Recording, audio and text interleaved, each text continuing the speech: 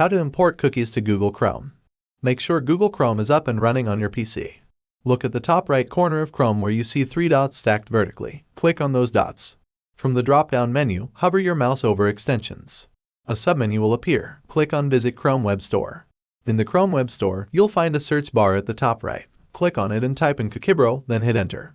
Look for Cookiebro in the search results and click on it. On the Cookiebro extension page, click on the Add to Chrome button. A pop-up will appear asking if you want to add the extension. Click Add Extension. After installation, click on the extensions icon in the top right corner. Click on the Cookiebro extension. Within the Cookiebro pop-up, find and click on Cookie Editor. Inside the Cookie Editor, click on the left arrow icon in the top left corner. This will open the import options.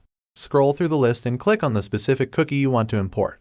You've now learned how to import cookies into Google Chrome using the Cookiebro extension. Managing cookies can make your browsing experience smoother and more personalized across different websites. If you found this tutorial helpful, don't forget to like this video and subscribe to our channel for more tips and tricks. Leave a comment below if you have any questions or suggestions for future videos. Thanks for watching, and see you next time.